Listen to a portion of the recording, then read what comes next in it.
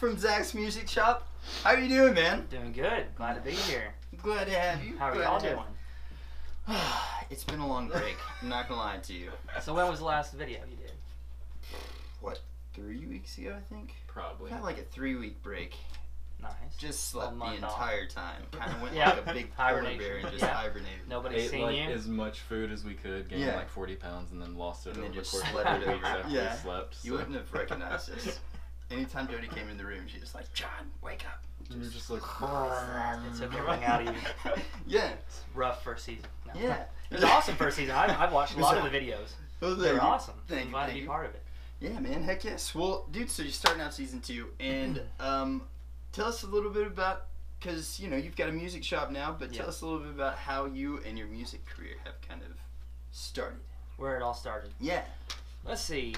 Now, how old are you guys? 31. 31? 29. I'm in the middle. I'm 30. Nice. Okay. Yes. So I graduated in 06. I'm originally from Illinois. Cubs. Go Cubs. Cubs. So I lived there in Southern Illinois until I was about 15. My musical start there was just kind of singing in the church choir. Not really that great, but just because my friends were. Yeah. And I was in band. I played trumpet for a few years, so I kind of got a basic understanding of how to read music and stuff like that. But it really never. I was more into basketball at the time, so I kind of gave up on the trumpet thing. Moved to Tennessee when I was 15 to be closer to some family on my mom's side, and moved at the beginning of summer. I was just bored to death. You know, all I was doing was playing video games, reading books. Didn't know anybody yet. Classic 15-year-old. Classic Tennessee. Yeah. So, you know, I got, beat a bunch of old NES games and stuff like that, which I love, my old vintage video games. Actually, last night we were playing, I got one of them Super Nintendos that are the mini ones. Yeah. Me and my buddy Wes stayed up last night till about midnight playing Super Mario World, Mario Kart, and Contra 3, I think it was. So anyway, got bored. I've always showed interest in playing guitar. I've always loved listening to music. My mom and dad always had good taste as far as like classic rock and stuff. So we moved here, and by that Christmas of, I guess it was 2003, I think, they bought a guitar from Walmart. Yes. But didn't know that there was a music store, Mary's. They didn't know that. We just moved here. So they went to find out about lessons, found out about Mary's, and went up there and they said, yeah, take that Walmart guitar back. That's junk. That first act. It's like made out of I never plastic. even knew about that guitar originally. So they took it back, went to Mary's, got like a PV Raptor Stratocaster. There you go. Funny story about that later. I ended up selling it, but I got it back. But it's nothing special, but it's sentimental. Anyway, got that. They got me lessons. I think it was like 2 weeks before the lessons started with Guy Lee. Remember Guy Lee? Yeah. Okay. I remember him. Okay. He was the guitar teacher there. And anyway, so I got the book. He had his own book with his face on the cover and all that stuff. Yeah. And I actually learned half the book before we even went in there because I was so excited about it. So I got in there as group lessons. Yeah. So I got in there. It was anything from like 7, 8 year old to adults. And you could only go with the pace of the slowest person in the class. Ouch. And I already knew half the book. Yes. So I got through 2 weeks and I begged my parents, like, just get me out of these lessons. I need the one-on-one. Yeah. So got the one-on-one man. with Guy Lee, and it was awesome. That's where it kind of started when I was 15. And then by the time I was 17, it was my senior year, I was actually getting ready to quit taking lessons because not that I learned everything I wanted to learn, but it was just kind of the path that he was wanting me to learn. He was really into jazz stuff, which is really awesome, but I was in high school. I could care less about jazz. I just wanted to rock. And he was just trying to make me a better player in the end of it all, but I just wasn't interested. So it was literally the week I was going to quit. It was my last week of the month. He asked me, he said, I'm starting to get overwhelmed teaching. Yeah. I know you got 2 younger brothers. I brought them with me before. You treated them really good when they were here. Do you want to start teaching for me? Dude, that's so cool. The day I was going to quit, he gave me a job. Nice. So it was like, and if that wouldn't have happened, I don't know if I'd be sitting here. Like that one moment, it's so weird. Like I don't know if he could tell it was coming but he needed help. Yeah. So I started teaching like little 4 and 5 year old kids. He was starting to get in his 50s, so I think he was kind of losing a little bit of his. He's just getting a little annoyed with teaching young kids. And so I was all about it. So that's when I started working at Mary's. Dude, that is so cool. That 2006, that January, my senior year. So that's what got it started. Yeah, that's nuts. That like, I mean, I don't know if like people believe that it's like fate or divine intervention, but that's like set your whole path, man. And, yeah, like, I mean, nuts, nothing dude. I've done. I mean, I might have kept playing. Yeah. But I would have to have my own self-drive to do that. And I probably would have been fine, but Yeah. all the connections I've made and everything all stem from that. So, like, at that point, I started teaching there. Mm-hmm. And it was awesome because then I would just help out Mary all the time. And that's where I got to meet guys like you. Mm-hmm. I come in the store, Yeah. and we talk or whatever. And then I'm trying to remember how I got started playing with the bands I was in. I'm trying. It's been like 12 years of playing in bands. Yeah. I'm trying to remember how it started. Well, it's like how it is for me too, because I've been, I mean, in and out of bands, you know, randomly, and you just, time is so, it just fluctuates in your mind. And you're especially like, with the last, the last 5 years have been crazy with the shop. Like, it's just, it's hard to remember all the little details, but I'm thinking, I started playing with the band that Guy Lee didn't want to be in. They asked him, and so I started playing with them, and then it got around to, I remember. So I couldn't just live off of teaching at Mary's. I mean, literally, I think the first year I made maybe $6,000 the whole year. Ouch. I mean, I think I had like 3 or 4 students, but you got to start somewhere. Yeah, that's cool. And so at the time I was working at Sonic before that, and cooking at Sonic. That was fun. I think everybody should have a job like that once in their life to learn. Like just what it. Not that it's hard work. But sometimes it's emotionally draining with some of the people just yelling at you and stuff. You know? Like, I worked at McDonald's. That was like my first. That was like, McDonald's was that for me. It was rough. Did you wear the rollerblades? Did you rollerblade? No, they did not let guys car hop, and the girls made so much money, man. Just change, literally. If you just got the change, say it was $20 and you gave them 20 and it was only $19.25 or whatever. Yeah. They'd make that 75 cents and then they just keep going. And most of the time people give them $1 or $2. Yeah, exactly. I mean, they would make $200-300 by the end of the shift, and here I am flipping burgers and getting you yelled at. at? Here's the thing about Sonic. Yeah. Like, I don't know if people know. So you don't get to go inside Sonic. So they can say whatever they want in there when you're working. Like, the only thing that's being heard is through the microphone. So, like, the managers, if they're mad at you, they just dog you. Yeah, I won't go into details, but now I had a lot of fun there too. I mean, it was pretty cool but it was crazy because inside there's no customer, so they pretty much just say what they want to say. Sucks, dude. So it makes you, it's I'd pretty. say what I wanted to say too. Yeah, but I mean, I don't care if I got back to the manager. Yeah. Oh yeah. Well, there was some people that had like seniority there that were there for a while, and they kind of dish it back. Yeah. But me being like 16, first job, I'm like freaking out. I'm just gonna take it. So my favorite thing though there was just doing the deep frying stuff. You get hungry, you cook an extra chicken tender and go in the back. Yeah. So anyway, I was working there, and then I think I ended up at Arby's, working the drive-through, and the cash register was just way better because you're just dealing with money. Yeah. And I was good with that, versus cooking. Then I was at Cracker Barrel for a while. And that was pretty tough serving. That's a customer. That's how I learned customer service. Like people come in the shop. You got to always just treat them right, and you learn that there. So at the time I was doing that as well, and I met there was a girl there, Jen, that was working at Cracker Barrel, and she had little get-togethers and parties, and that's where I met Jonathan Mays, who I've been playing with the last 10 years in The Crush and J Mays and Zebra. That's cool. Met him at a party. He was dating a girl I was in high school with. Yeah. We already graduated at that point, but that's how I met him, and that's where the first kind of band started getting serious. Yeah.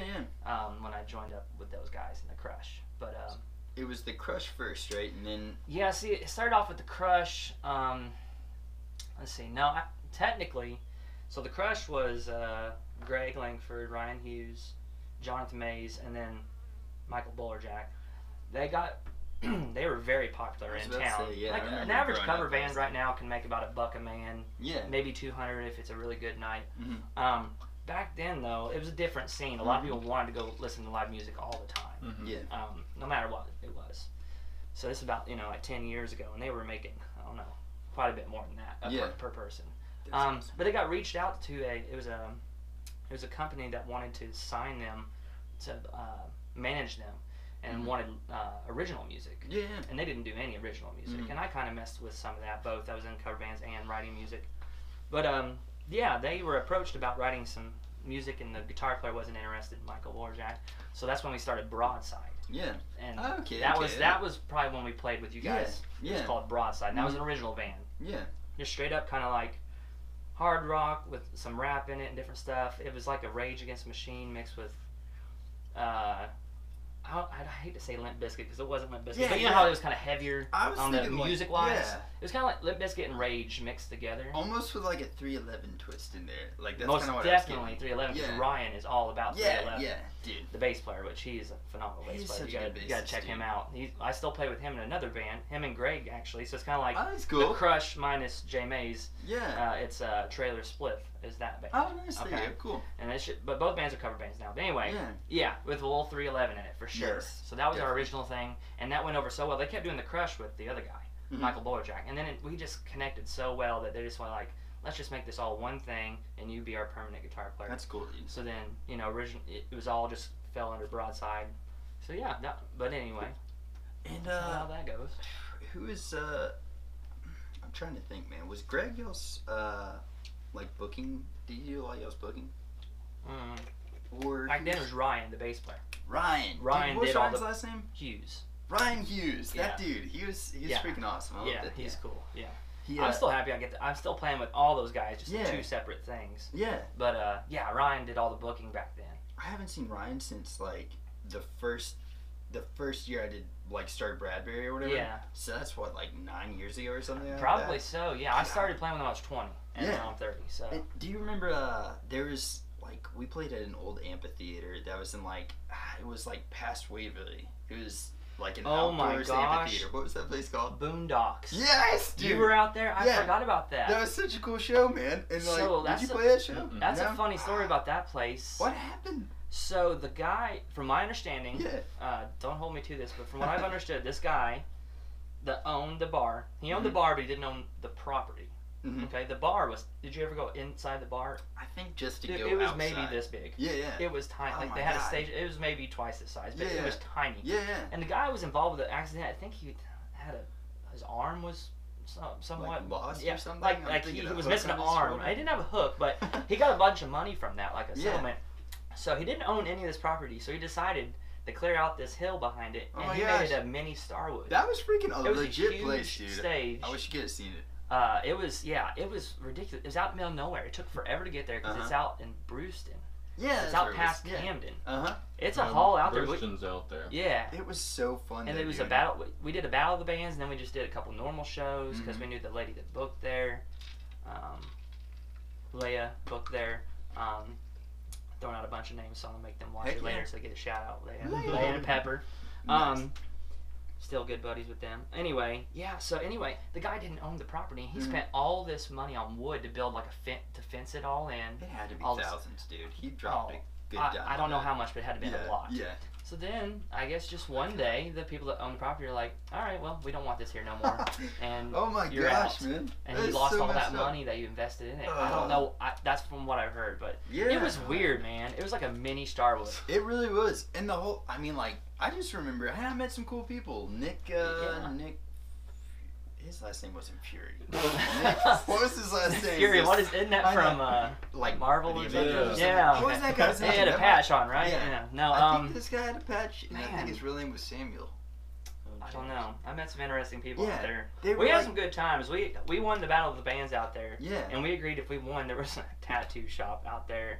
That's where this all comes from. All of us have this out of the Crush. We all got these. Yeah. They need some improvement. It was I don't know, it was like $20, but it was pretty cool. It's a memory, and we all still get along, but yeah, that happened from the Brewston shows. Dude, nice. Yeah. That place was so cool. It was cool. If you could get a couple thousand people come out there, it would be nuts. But it's so out there, the only people you get out there is like your family and close friends. Yeah. Like if they had something like that in Dixon, totally go over, I think. It was so cool. I just remember, maybe in like my head I'm just like blowing it up, but it was freaking, it was I kind of have a funny story about that Battle of the Band, so we thought it'd be cool to finish we were the first band, so it started like 5 o'clock and went to like midnight. Yeah. We were the first band, so that was tough. Yeah. Broad daylight, hardly anybody there. People still getting there. Yeah. You know how like the Rocket Town shows or whatever, Guerrilla Productions. Yeah. All that stuff. God. Yeah. Anyway, yeah. Guerrilla Productions is just an infamous name What in a joke. the music Get them one scene. here But one it day. gave us some what fun stories. happened? Yeah. You know. Man, I got a story about that too. But anyway, we were down there. We thought Everybody does. so. We always ended with killing the name of or Bulls on Parade or something. We always ended with some rage because it was everybody got into it. Mm-hmm. Well, I decided I was going to smash a TV with a guitar. Yes. Old school TV. and I had this guitar. It was just a junk guitar. I had a few of those because I worked at Mary's, so I was able to get some cheap stuff. Yeah. It didn't even work, I don't think. But anyway, I did not know you're supposed to pre-drill the screen because it's so thick, like old school TV, it's like super thick. Yeah. I mean, I'm not the biggest guy, you know. I'm not Thor or nothing in here trying to smash. So I didn't hold on to it as tight as I should. So I went to smash it at the end of the song. I went dink, and it just bounced right out of my hands down across the stage. Oh my TV God. didn't even bust. Nice. No.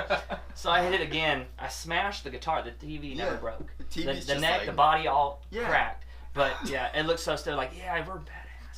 Dink! There it went. I was like, oh my God. It was so embarrassing. And well, nowadays. And we like, still won. We Yeah, still yeah. won the whole thing. It was probably a TV thing, man. I mean, that's pretty brutal, dude. Yeah, we just left the TV out there. I was like, someone else can try it. This is y'all's TV. Dude, it's still there today. Yeah, it's still, unbroken. Yeah, it's still there. Just sitting in that guy's field. We thought we were gonna be cool and smash a TV. Man, like, speaking of smashing TVs, and like we I guess I can't really talk too much about like who the person is that I know, because I don't want to be in trouble. But there's a large place that might show movies here in Dixon. Okay. And like the drive-in. Yeah, it could be the drive-in. Yeah, the drive-in. Mm-hmm. Well, we got on top of I know this person. He was like, dude, he called me up, and it was like he's one of those people that if you call me, and I was like. He was like, dude, let's go do this random thing. I'd be like, yeah, all right, I'm done. Let's go right now. Let's go. So he, I might know who you're talking about. yeah, he called and he was like, dude, I've got all these old TVs and I've got a huge one. It's like one of those 60-inch tube TVs. I mean, whenever you were a kid, you were like, yes, this is the coolest. Yeah. He had one of those. Plugging in Mario on that thing was epic. And then he had like a couple of smaller ones and stuff. He was like, we're getting on the roof of this place and throwing them off. I was like, yes, I'm there. So I like drove over there, got out, got on the roof, tossed these things off, and I thought that it would just be like it went boom, and it was like in the middle of the afternoon. I think it was like 2 o'clock. People were getting out of the movies, and it was awesome. It was the greatest thing ever. I think that's why because of gunshots. Yeah, there's a lot of pressure with that glass. It's so thick. Yeah.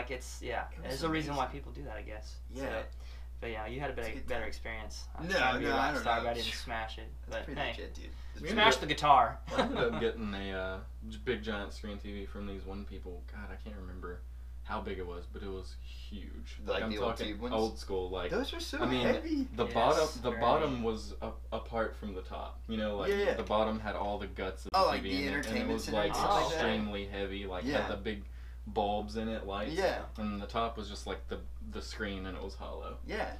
And me and Seth actually got it when we lived in Dixon. Mm-hmm.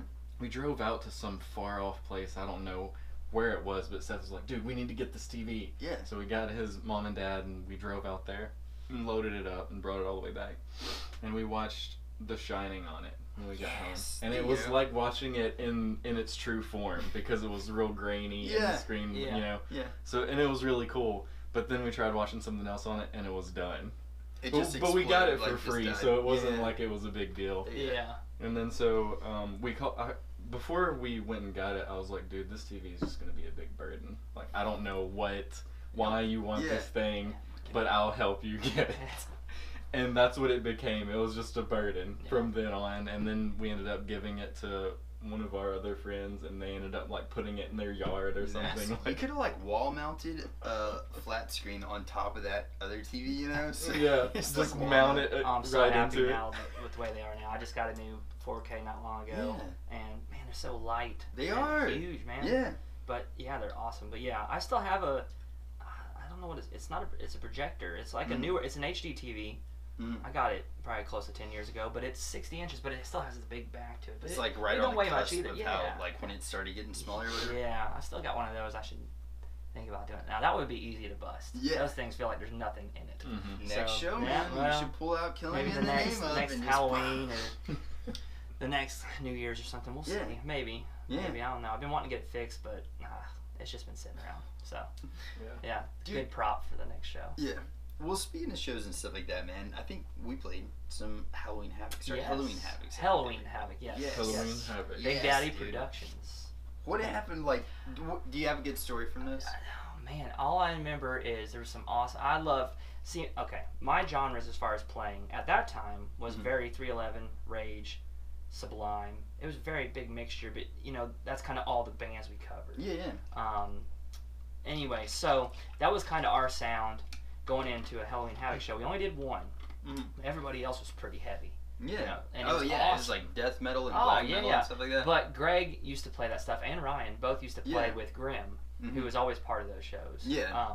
So that's how we got involved with it one year, and then so we played there, and then we did an after party for Halloween Havoc at Evolution. Oh, there you go. So it was like Broadside played at that Halloween Havoc, and then the Crush played the after party. It was the same band. Yeah. But Stripes, baby. so it was like everybody just came over there that was of age, came over there, and then we just did our cover stuff. But I don't know what happened. I mean, man, I really don't remember how many there was. I went to 2. One I didn't play, one I did.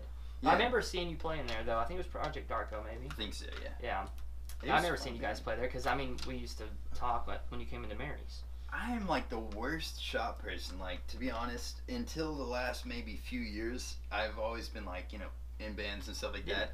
And so I had big eyes, but a small wallet. You know, I was like, I love this guitar, I want it. So I was like, I'm the worst person to walk into a shop because I'll talk shop for a long time. I'm gonna go buy some picks. Yeah, and then talk I'll about all these guitars. Yeah, exactly. That's the cool thing, though. I mean, yeah. But yeah, and then now recently, I mean, I guess I can afford more musical instruments, so it's cool. But dude, I was like the worst. That was cool though, because I mean, I was in the same boat, man. I got the hookup. They would hook me up there at working at Mary's. You know, I got it for discounted most. So I bought quite a bit of stuff there. Just because I got that discount, I give you that. Like, I'm a big Zeppelin fan. That's kind of what got me started. When I moved here, I was going to this youth group thing, and that kid, this is before I played guitar. We were on some trip, I don't remember where, but we stopped at a mall. And he's like, we went into what was the CD stores back then called? What was it? There was like a Hi-Fi Buys. Is it Hi-Fi Buys? I think so. And then maybe or FYE or FYE Records. Yeah. Went in there and it was like the greatest hits of Zeppelin. It was like the Greater and Latter Days. Listen to this. I think I just started playing guitar maybe, and it really just consumed my life. So I got a double neck when I worked at Mary's. Oh, nice, man. Gotta have a double neck. Gotta play Stairway properly. And I of course sold it because it had no use. It was just sitting around. Yeah. It was cool. Like now I've got one just sitting in the front window at the shop. Like when you're walking down the street, you can see a double neck in there. It's not mine, it's just legit looking though. It just looks awesome. Yeah, exactly. I mean, especially when you're first starting, and you're really into it. You're like, that's like the holy grail of guitar, especially for me with Zeppelin. Yeah. But my stepmom or whatever recently was just sitting like right next to what's the dude's name? He's still alive in Zeppelin. I think. All of them except for is it Robert Plant or Jimmy Page? Robert Plant. Where at?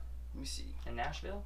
She lives in Marietta. Okay, because he has a place in Nashville, I think. Let me see here. Boop. Yeah, here he is. Robert Plant. Yeah, wow! I was like, I freaking hate you. Oh, man. I just go up to that dude and just be like, give me your strength! I want them to reunite so bad. So they did get back together for the one show, 2000 and... Man, I don't remember. 2010, maybe? They did the one Zeppelin show, and it was in Europe. It was at the O2 Arena, and you couldn't buy tickets. It was a lottery. So you had to enter in online. They crashed the website over and over. Oh my God, man. And you could not buy a ticket. You could not resell it. You could not buy it from resale. You just enter in to You enter in one time, and if they draw your name, you get to go to the show. And that's how it was. Dude. And you couldn't, because you had to show up with your ID. Your name was on the ticket. You could not resell. So cool. And it was in Europe, so I wouldn't have been able to go anyway at that time. But that was like a brilliant idea to make a ton of money because there could be endless entries, you know, because the tickets were limited, but entries were unlimited. So that's like a ton of money. Yeah, it was crazy. I want to see, but I have seen all of them separately. Yeah. And what's really cool is, you know, the War Memorial in Nashville. Me and my wife back then dating, we went and seen Robert Plant.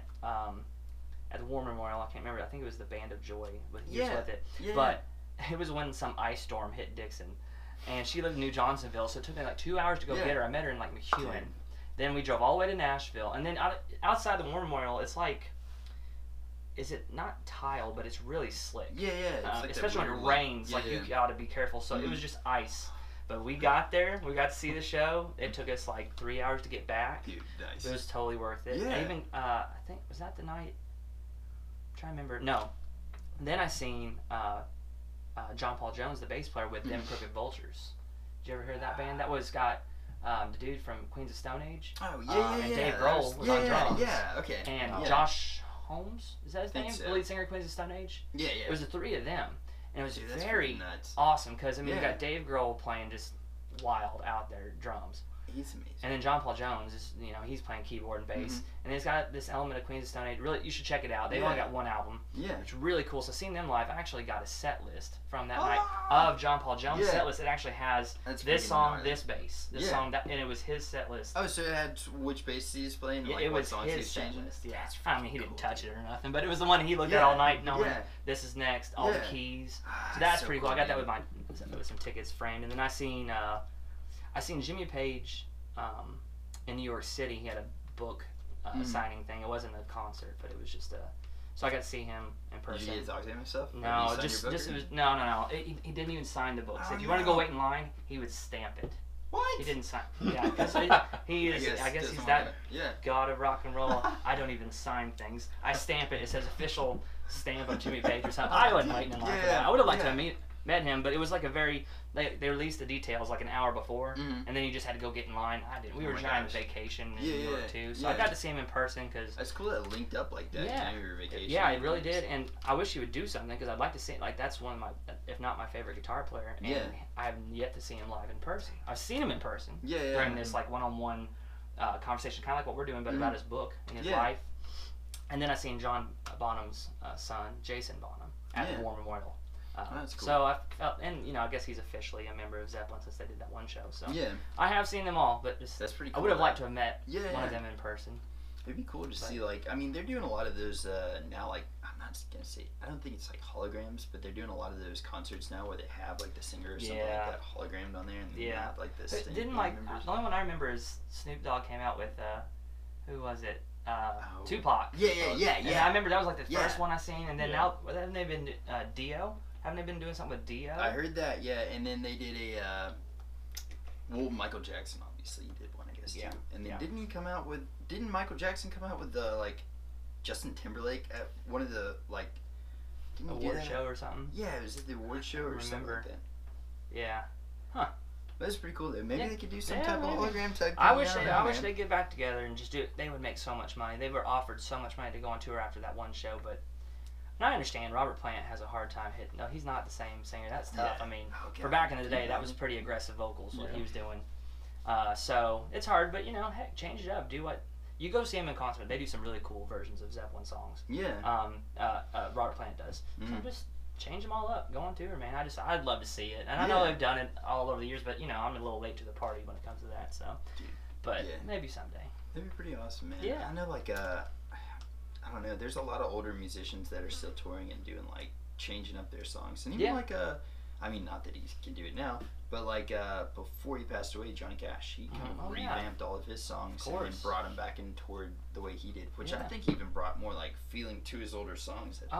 There was a lot more emotion. It felt like it got a lot more grittier. Yeah, it did. And, it was really cool stuff. It kind of felt like he knew he was on his way out in a way. God, dude, that so last album, released that final thing to put like the. I still love it. Everybody comes up when we play gigs. Can you play "Hurt" by Johnny Cash? And like they think it's a Johnny Cash song. Yeah. It's 9 Inch Nails, but but it's like that's how much of an effect that he had. I mean, it's just freaking on the radio the other day. I heard Dee Snider. He has his own solo band or thing now. Really? And he's got like a new album out and everything. That's cool. It's pretty crazy. What does it sound like? It's heavy. Like the music is a lot heavier than Twisted Sister would be, and his vocals sort of are heavier too, like more deeper kind of sounding, I guess. Because when you get older, you have to adjust. But I was like, man, Dee Snider is like dominating. Have y'all ever seen Ozzy perform live in the last like 15 years? Yeah. Okay. Last time Ozfest went through, I think like. It was either Atlanta or it was Nashville, but I went to the last one they did in Nashville, and then I think I went to one in Atlanta too. Yeah. But you want to talk about a huge change? I mean, still awesome. I've seen him with. It was before they did the Black Sabbath stuff there at the end. He had, I think it was a Gus G on the guitar or something. It wasn't Zakk Wylde, but I've seen him, and then they just got rid of Zakk Wylde and they got the Gus G, and then Slash opened up for him, but he was with Miles Kennedy. What was that band? Or was I think it's called Slash with featuring Miles Kennedy and I don't know. There's some kind of name to it. But it was pretty cool. But Ozzy sounds nothing like what he used to on the albums. But, I know. every song he's dunking his head underwater. I mean, it's awesome. He's still awesome, but he definitely changed quite a bit. I almost feel like it's like, you know, like you hear a lot of, I guess Iron Maiden got caught doing this, like doing the overdub vocals, you know, like tripped over a monitor or whatever, and his vocals kept going and his microphone flew. Well, like with Ozzy, he puts on such a show. He does. He's so into it. Yeah. I'm just talking about, you know, how different it sounds. But, you know, versus him talking, you can totally tell what he's singing. Yeah. But he starts talking, I can't. idea what he's talking about. I loved that when I was younger, the Osbournes. It was like, what is he? It wasn't the captions. What is he saying? On the rug, Sharon. Just constantly. I was like the peak of MTV right there. It was, man. But that started reality TV in a way. Yeah. Pretty that much, and Jackass. Yeah. But anyway. Kardashians owe a lot more to the to him than they'd like to. For real. Yeah, exactly. Man, I don't watch much TV anymore. There's a few things here and there, but mainly YouTube, man. You start getting down. You start going down the rabbit hole. I haven't had cable for like 6 years, probably. Yeah. Cable TV. I just got rid of DirecTV not long and got PlayStation TV. It's like PlayStation View, I think it's called. It's like it's $40 a month. And it's online DVR, so like PlayStation View is really good. For the price, you don't get everything, but it's pretty awesome. Yeah. So I got that and YouTube. I'm good. I save about $100 a month compared to DirecTV. Yeah. But I've gotten really, really deep into YouTube over the past maybe year or so. There's so much. It's a plethora of everything you could possibly think of. Like literally. My wife gets so mad because she's like, "You're still watching YouTube." It just leads. You don't know where you're going with it. Like I just watched the other day. One of my students was like, "What?" Asked me. This kid was like, "What's the deal with gut string guitars?" Mm-hmm. And like, well, I know they're made out of guts, but honestly, I don't know. I don't know if they're so I went home. I was like, I should know this. I mean, I've been teaching for 13 years. It's like I actually don't know how they do that. Yeah. So I got on YouTube and watched like how it's done, how they make gut strings for classical guitars and violins. It's awesome. Can you give me the dumbed down version? Because I am interested. Okay, so awesome. Basically, it's really weird. I mean, it's literally goat gut. I thought it was cat gut. Yeah, that's what I heard. Now they make them out of goat. Yeah. But like they really clean them. They keep stretching them, removing the fats out of it, and then it just becomes this one solid core. And then they keep stretching them, and then they just keep wrapping more and more of them together, and that makes it thicker. And they keep pulling and pulling it, and then they just have different thicknesses for the strings. Cool. Yeah. And then the wound strings, the silk wrap ones, have a gut core to them, cool. And then they wrap around it with the silk to make it thicker. And of course, it has like a duller sound, but that's how it's made. And it gets deeper than that, but that's that's basically what it is. They're bleached and clean, so but it starts off. I mean, they just slop down a bowl of guts and go, all right, we'll start from here. Let's make these strings. But it's really interesting. Yeah. So I mean, just little stuff like that. You know, YouTube is great. It's one of those things you gotta wonder, like, how did you start? How did somebody look at goat's guts and then they're like, we can do this. Put it on a guitar. I don't know how, because it's a very extensive process. I made it sound pretty quick, but if you watch the video, there's a lot more to it. Yeah. And it's just like it's like anything. How did they think of that? Somebody did. I don't know. It's amazing. It's just like thinking about the foods that we eat. Like who ate that first? Yeah. Like who looked at that? Who decided to make that a hamburger? Yeah, like who looked at that chicken and was like, man, I think I want to eat that chicken. There's so many first time. Yeah. There's so many things like that, man. Like, I mean, I don't know, like foods. It's just survival instinct, I guess. Whatever. I'm sure they found out by eating certain things. You know, they probably died from, or I don't know. There's a process of elimination there somewhere. Yeah. But yeah, it's just crazy to think about. This one thing I've been watching, I've been obsessed with. What's the guy's name? Can't think if I could look it up, but he's from Europe, from Manchester. He flew into New York, and his challenge was to get to LA without spending a dime. From New York to LA? No money. Nice. Absolutely no money. Simon something. And I've been obsessed with it. There's 41 videos. It took him 41 days. Oh, that's awesome, And literally, he just had people, like subscribers and different stuff, hooking him up. They would just buy him a hotel room. He's like, I'm in Philadelphia tonight. They're like, you can crash on our couch. Yeah. Or someone bought him a plane ticket or a bus ticket. So it took him like 41 days to get there. He kind of went through Florida, then Texas, but did not spend a dime. That's freaking awesome, and dude. Like a lot of times, like how he would eat was just like sneak into hotels and to get for breakfast. Yeah. And just like go and eat and then leave. That's so cool, dude. Or he'd sneak in. One cool trick, I guess this is like survival stuff if you ever have to do this. You know, he had nowhere to shower, so what he would do is he would sneak up into one of the rooms while they're cleaning. He's like, oh, I left something in there. Can I go grab it real quick while they're cleaning the room? He'd just go in there and take a shower. Nice, dude. What are they going to do? Make him leave?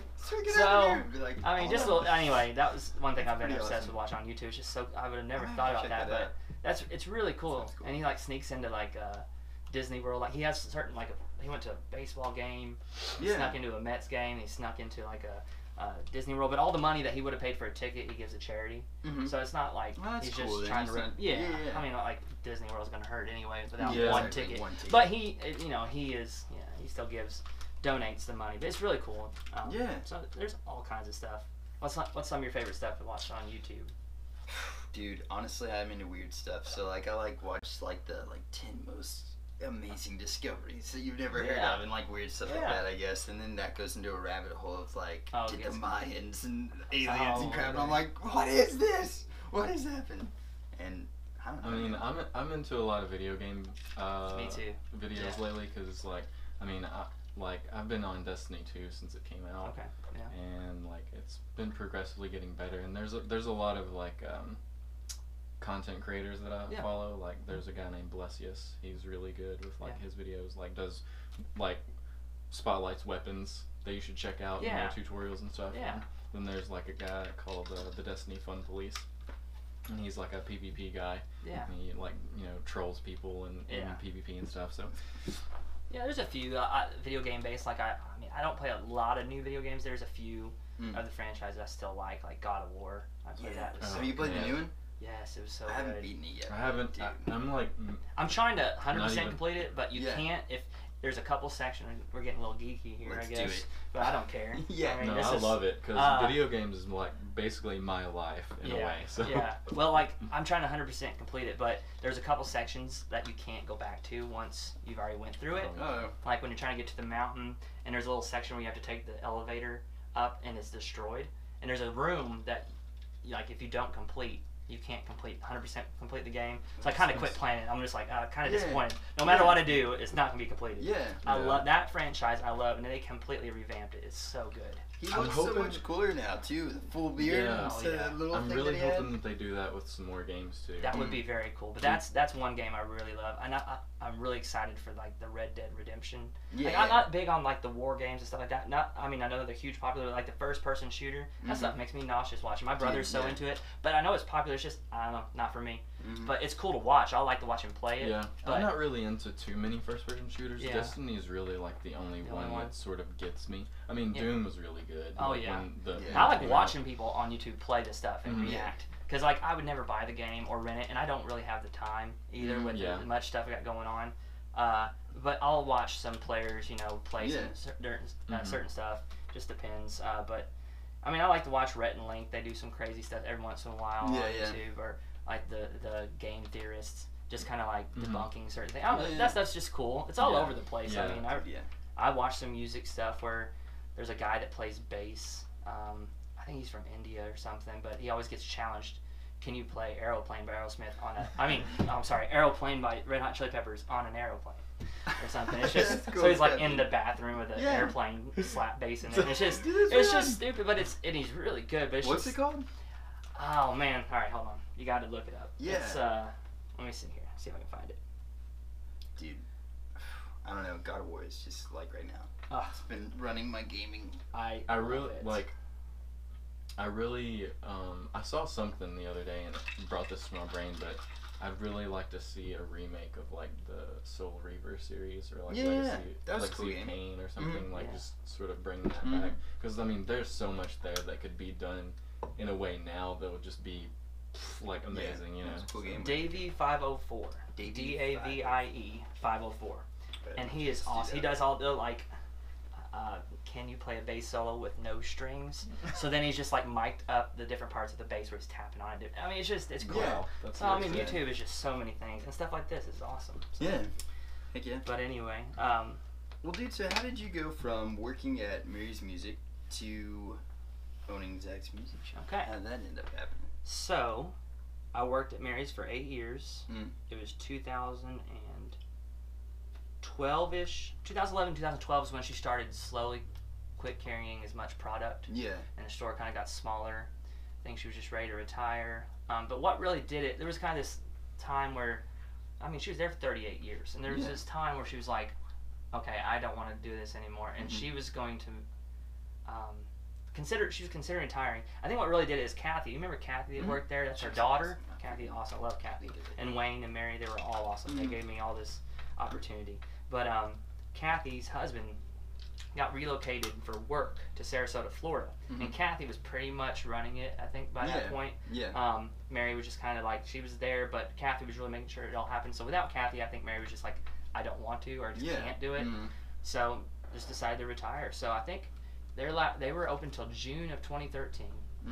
I bought all of her like racks and stuff. I didn't buy a lot of product. Yeah. But I bought a lot of the racks because she had a big sale and sold most of it. I got a couple things, but and I made posts on Facebook like, hey, if you got cheap used guitars, hit me up so I can have inventory at my store. Heck yeah. So anyway, I bought all the display stuff that I still use to this day, different kinds of slapboard to hang guitars off of and stuff. Bought all that up and found a store over close to here by the bypass. I don't know what the name of the complex is, but I think the...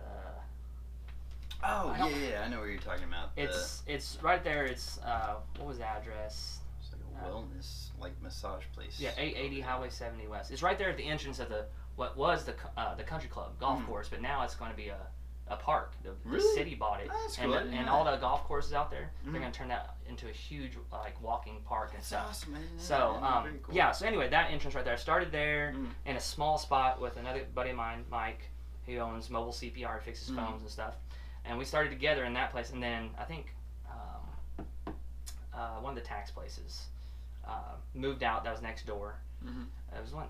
They were green, and the logo was like green and white. H&R Block, and all the walls were green. So you had to go in there and repaint it. It was like real like puke green. So anyway, I moved over there. It was a little bit bigger, but still, I mean, it wasn't it wasn't very big. Yeah. And we were there for 2 years. Then we moved down towards the middle school next to the Dixon Florist on College Street. A little bit bigger with lots of little rooms, and that's when I hired a bunch of teachers. So we started off, it was really cheap rent where I started, but I only had one room for me to teach in. Yeah. And the lessons, really, that's how I was making my living at that time, was just the lessons, and the shore was kind of paying for itself. Yeah. And then we moved over there, kind of took a big step, and it, everything grew. We hired, I think we're up to somewhere around 8 or 10 teachers right now. Well, that's cool, dude. And then we were there for 2 years. And our lease was getting ready to come up, so I was looking at re-signing. And then Main Street opened up. I looked at a couple places on Main Street.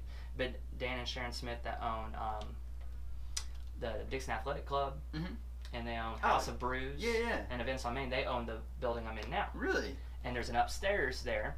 And I was looking at this other place that I was going to have to pay to build all the lesson rooms. It's going to be very expensive.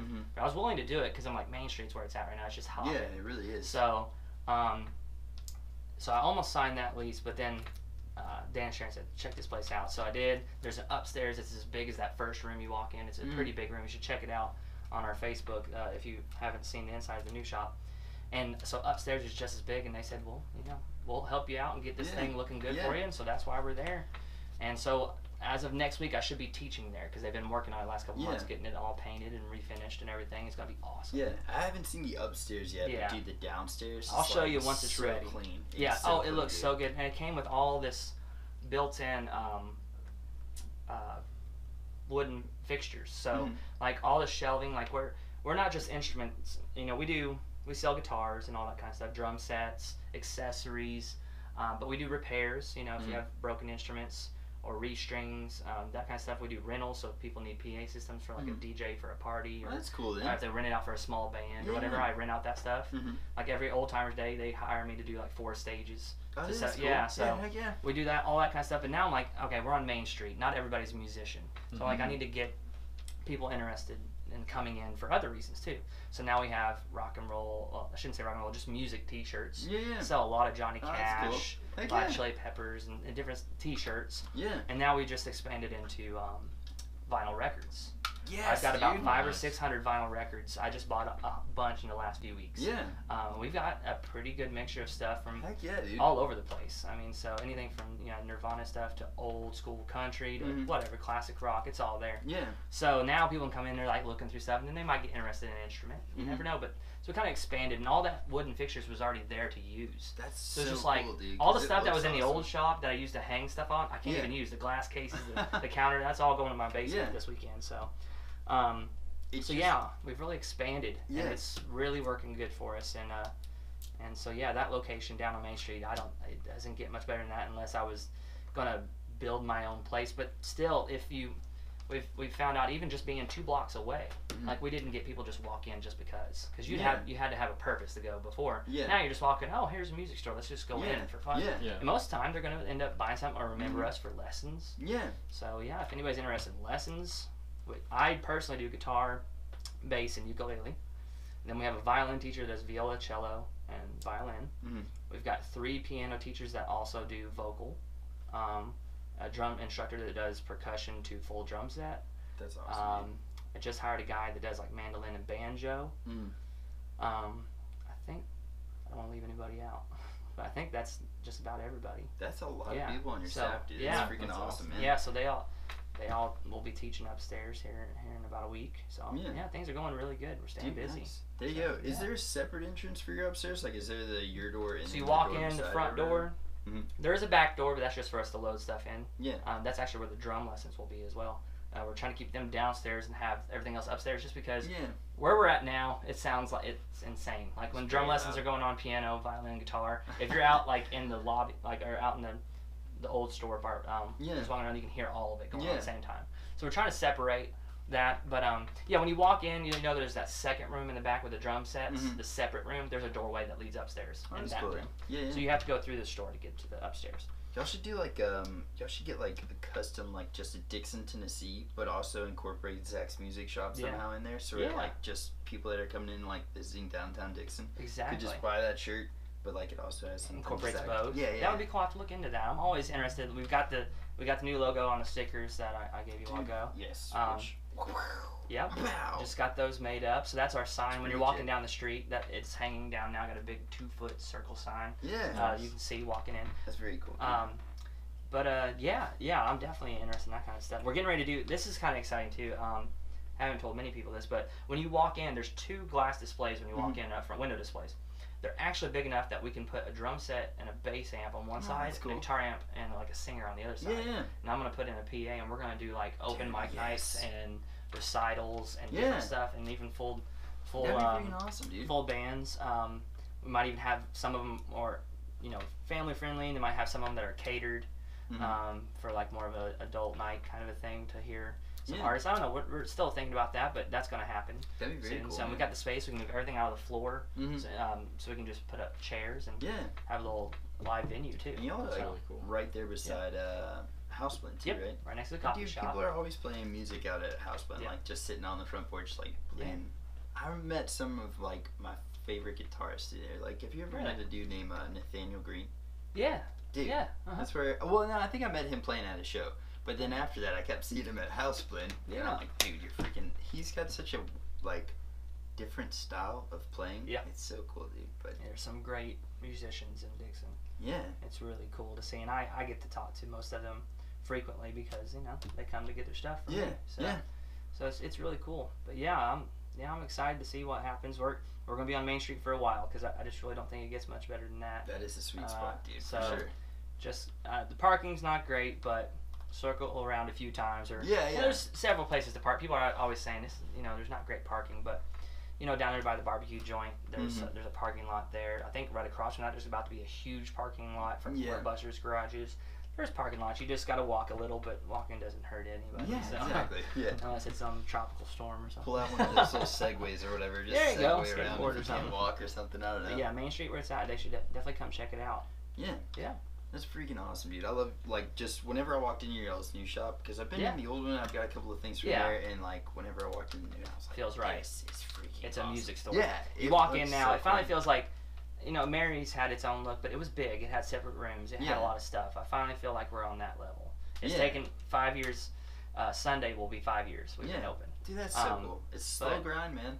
Yeah, but it's working. So, little at a time. Started in a closet. Now here we are. So, nice. Well, I felt like a little closet, I should say. Yeah. But yeah, it's going good. And then the bands, I still play with, like I said, Trailer. Well, it's being changed to Trailer Swift now instead of Spliff. But Trailer Swift. Nice. We play, anything from old rock to brand new, like Royal Blood stuff and popular stuff. But I was just watching some of the videos of that last night.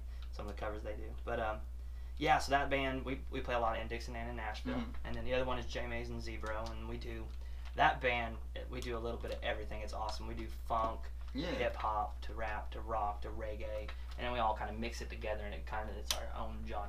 So, yeah. So are y'all doing like a lot of, are y'all doing still with, are y'all doing a lot of originals as well? No, man, that's the one thing I got to make some more time for is I have not been able to write. It's been some years. Yeah, and I miss it a lot. But, I've been busy doing other stuff. But yeah, I will get back to that. But no, all this stuff is all covers. But, I mean, if you want to consistently make money without having to travel very far, covers is where it's at. Yeah, but, sure. I mean, not knocking original stuff. I wish I had some more time, and I will make some more time. The shop gets busy enough where I don't have to teach as much. I'd like to get back into doing that kind of stuff. But yeah, we're a little busy right now. We got a little one on the way here in August, so we'll have 2 kids. So I just focused on that right now, and the store and the lessons and the band. So I'll get back to writing music, but I do miss it. But yeah, it's mainly just cover stuff right now. How old are your kids, man? Well, you've got, how old is your Lennon is 2.5. 2.5. Yep. And my son will be here in August 30th. His name is Lyric Wade. Lyric Wade. That's so cool. Yeah, man. Yeah, so Lennon and Lyric. It's so different, dude. Like, so being a musician and stuff like that. Like, I used to before Haven and Chloe. Like, I would be up until like 3 or 4 in the morning, and then I'd wake up at like 2 in the afternoon. And that was the life back then, as far as sleeping and so back then when I was working at Mary's, I actually. At a time, I made a little apartment down there where the drum lessons used to be. That's cool. Not very long. I lived there for a little while. But yeah, I didn't have to teach till 3. Girlfriend bartended at night. I would play on the weekends, so we weren't getting home 3, 4, 5 in the morning. Yeah. Sleep whenever, but no, not now. I mean, I still, we still occasionally will stay up till 11, 12, but my daughter will sleep for 12 hours if you let her. I mean, she's a great sleeper, so that's great. But yeah, it's definitely changed. There's no more 3 or 4 in the mornings, except for when I do play and come home, but I'm just so tired. Yeah. But yeah, it's definitely changed. Do y'all play out of state much? Not really. Occasionally, we've done some weddings here and there, but we play a lot in Nashville, down kind of off of West Nashville, so like kind of where the people live, not so much touristy. So we get a lot of people to book us for birthday parties and stuff. But yeah, we've occasionally done some out-of-state stuff, but not much. It's hard because I just don't have much time to travel. I've got so much keeping me here, which is great. But yeah, I don't have a whole lot of time to travel. Yeah. I was talking to a guy, and I was watching, actually, like, he's on YouTube. His name's Steve Freeman. Yeah. And he's from Nashville, but he does, like, a lot of, like, music. It's not necessarily, like, so much music production, but he does, like, advice for musicians and stuff like that. Yeah. And one thing he was talking about was, like, one of his videos that first got my attention said, like, stop coming to Nashville. And I was like, oh, gosh, what is this going to be? So I clicked it and watched it. And he was talking about how, like a lot of musicians during like CMA Fest, they weren't getting paid anything to play these shows. Some of them were having to pay to play, I read. And then, that is just insane. It's like, I mean, dude, it's hot in here right now, but like in the outside, of Nashville, it's miserable. I've done some outdoor shows here lately during the day and at night, and cover band can be worse sometimes because you're doing 4 hours. Yeah, exactly. Like originals, you can maybe an hour and a half, you're done. Yeah, exactly. I do miss that. That's a long set if it's an hour and a half for originals. Yeah. Well, that's true. You're right. But well, depending, you know what I mean. I guess that's more of like you go watch a big band. Yeah. But yeah, you're right. Like 15, 30 minutes if you're Rocketown or something. Yeah. But they're like rushing you off the stage, like cut your sound and everything. We'd have to do a whole other episode talking about just those kind of shows because we could go on and on about that kind of stuff. Yeah, no joke. But I've seen that some people are having to pay to play on Broadway for that. And he posted a picture of it, and there's a little, like, they cut out a little piece of paper and put it on all these water bottles, and it said, not free, band members must pay for their own water. I was like, are you serious? These guys are out there providing entertainment for people to come into your place. Y'all aren't paying them, and they're having to pay for their own water, dude. Like, how messed up is that? That's beyond messed up. Yeah, that's ridiculous, man. That's pretty sad. Yeah, I'm not involved in any of that kind of stuff. I like to get paid for what I do. Yeah. And I think everybody should, regardless if you're doing your own music or not. It's tough. With cover bands, you got to bring a crowd, or that's how you earn, that's how you guarantee to make sure you keep making money. But we play more often. So, with original stuff, it's hard to play, like, every weekend in Nashville, original show. Like, and we pretty much, I'm basically playing every Friday and Saturday in Nashville, just about, with the cover band stuff. But yeah, that's not right.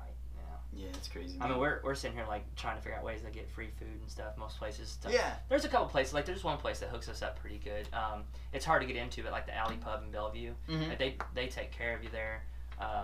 Brewhouse West takes care of us, but then there's some places that, there's just you just go, you get paid for it, but yeah, if I had to pay for my own water, that would be pretty upsetting. I would be very insulted. Dude. That's the one thing. It's like it should be free to everybody. I would never stoop to that level. If somebody said, "Hey, you got to pay for your water," I would flip them off and say, "Fuck you." I'm out of here, bro. Yeah. That's messed up. But no. Yeah, even I mean, like I'm gonna be doing these open mic stuff. I mean, if it's open mic, it's different. But if I hire somebody to play, I'm still gonna give them a little bit of boot. You know, I'm still gonna give them something for their time. I mean, we're not a traditional music venue, but I'm still gonna help them. Out, you know, and it's not gonna be long shows, but that's just wrong. I'm so stoked that you're gonna be doing that, dude. Like, I'm excited about it. It's gonna be. We're gonna do some. We always do every year a anniversary from when we opened up. So August usually we do a thing with all the students. They perform and. It's going to be really cool because we got so many teachers this time. That'd be awesome. But we're going to do some artist nights and different stuff. So, it's going to be really cool. Something that we were talking about doing with our podcast, or with our YouTube channel, not necessarily just on the podcast and stuff, but we're going to do something called, like, Hex Sessions, and we're going to have, like, musicians come on and do, like, if it's, you know, like, if it's a full band, we can shoot them in here. Obviously, it's going to be a little bit harder with, like, miking. I've got a lot of different mics and stuff, but we can, so we're gonna start doing like live acts and stuff. Yeah. Maybe we could hook something up where like you let me know and if I can help out. Like, that'd be freaking awesome. Probably about like, mid-September after we have the kid. I got a couple weeks. I'm gonna take off, but I'd love to do that stuff. Just I love to help out any local bands and stuff like this. You know, awesome. We'll see what we can do. Yeah, that'd be cool. Okay, man. And maybe we can do something live from the shop sometime. You know, that would be awesome, dude. Yeah. You know, just to give you a little bit more room if you want to do like a full band and. I'll have a PA and all that stuff, so we can figure it out. Sounds awesome. Sick. Yeah. But dude, so I don't want to keep you. I know you got to get back. You said gotta start teaching. Right? You gotta start teaching. If you've got we always try to end it on a positive note. Yeah. So like, if you had something, some positivity you could bring out to maybe an aspiring musician or somebody wanting to, Yeah, I guess it all depends on where you're at. If you're just starting as a musician, or if you're a struggling band or artist, just keep believing in yourself. Don't. Let the people that are trying to make you pay for your water bring you down. That's what I was thinking in my brain. I can't help but think about that right now. For someone just starting, just put in the work. I've got so many students, and most of them are all really good, but you get some that struggle, and a lot of it just has to do is putting the time into it. Yeah. Because I know everybody has smaller attention spans now because of technology and all this stuff, but it's just immediate. Everything's so immediate. On just right then. And if it was easy, everybody would do it. Yeah. And there are some truly amazing musicians that still, they never, they're not touring with whatever the hottest act is right now. They're still amazing. Yeah. So just don't give up, and work hard. Just put in the work. Yeah. And it'll pay off, even if it's at a smaller level. Mm-hmm. You'll see it, but you just got to keep at it, keep grinding, and you'll see results. It's just however much you put into it, that's how much you get out. I mean, I'm a teacher, so I constantly have to say that. But I'm not one of those teachers that are just going to put you down or nothing. I mean, everybody's got busy lives, so it's difficult, to find time. But just find the time. But just keep at it. It definitely pays off. Even if you're just playing a local show in Dixon, just to get on stage and have fun. Or if you don't even want to, just to be able to sit down and be like, I can play this song, just like how the artist did. It's really gratifying. So just put in the hard work and don't give up, if something doesn't go your way, something else will come around. Yeah, I guess that's about it. I dig it, dude. Yeah. Well, awesome, man. So you guys are open up. What's the address? 126 North Main Street, right next to House Blend. Nice. Monday through Friday, 10 to 8, and then Saturday, 10 to 6. Yeah. And closed on Sunday, so come by and see us. Check out. If there's something that we don't have, we can definitely get it for you if you don't mind waiting, because you spend money locally, you know who you're supporting. Yeah, exactly. Believe me, I've been in the Guitar Center a million times. I've ordered stuff, musicians, friends that I couldn't get when I was working at Mary's or somewhere. I understand that. But if there's something you like and you don't mind us getting it for you, and most of the time I will price match as close as I can. Most of the time, there's only a few things that have ever come by that I can't price match, but we try to be competitive, and it helps keep us going and doing all the things we're doing. So. Heck yeah, man. But check us out on Facebook, Zack's Music Shop, and then you got the two bands too. You can just look me up, Zack Brooks, on Facebook, and all my stuff that I'm involved in is on there. So just check it out. Dude, Yeah. Nice. Appreciate it, guys. Thank you so much for coming on here, brother. No problem. Yep. Yeah. Cool. Well, all right, man. Well, we shall see you soon, dude. All right. Thank you. Take it easy. Later.